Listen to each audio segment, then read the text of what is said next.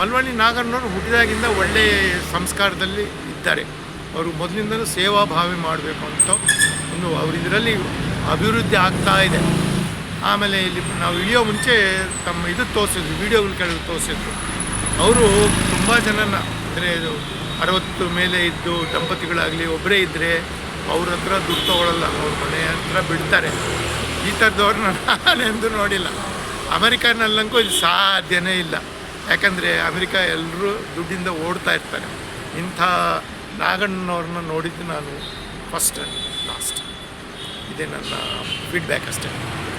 ಈಗ ಅಮೆರಿಕದಿಂದ ಬಂದಿದ್ದಾರೆ ನಮ್ಮ ಅಪ್ಪಾಜಿಯವರು. ಇವರು ಸೇವೆ ನನಗೆ ಭಾಳ ತುಂಬ ಖುಷಿಯಾದಂಥ ವಿಚಾರ. ಗಾಂಧಿ ಬಜಾರಿಂದ JP ನಗರವರೆಗೂ ನಾವು ಇವ್ರಿಗೆ ಒಂದು ಪ್ರೀತಿಯಿಂದ ನಮ್ಮ ಮನಸ್ಸಿಂದ ನಾವು ಕರ್ಕೊಬಂದಿದ್ದೀವಿ. ನಮಗೆ ತುಂಬ ಖುಷಿಯಾಯಿತು ಸಮಯ. ತುಂಬ ಸಂತೋಷ. ನಿಮ್ಮ ಇದು ನಮ್ಮ ವಾಪಸ್ಸು 15-20 ಸಾವಿರ ಮೈಲ್ ದೂರ ಹೋದ್ರೂ ನಿಮ್ಮ ಎಕ್ಸ್ಪೀರಿಯೆನ್ಸು ಚೆನ್ನಾಗಿರುತ್ತೆ. ಆಮೇಲೆ ಈ ಎಕ್ಸ್ಪೀರಿಯೆನ್ಸ್ನ ನನಗೆ ಶೇರ್ ಮಾಡಿ, ಯಾಕಂದ್ರೆ ನಮ್ಮ ಮಕ್ಕಳಿಗೆ ತೋರಿಸ್ತೀನಿ ಅದು ಈ ಭಾರತ ದೇಶದಲ್ಲಿ ಜನಗಳು ಹೇಗಿರ್ತಾರೆ, ಅವರ ಕಲ್ಚರ್ ಹೇಗಿರುತ್ತೆ, ಯಾವ ಸ್ವಭಾವ ಇರ್ತಾರೆ.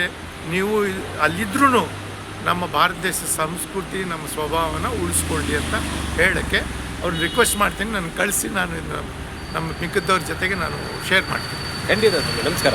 Thank you very much.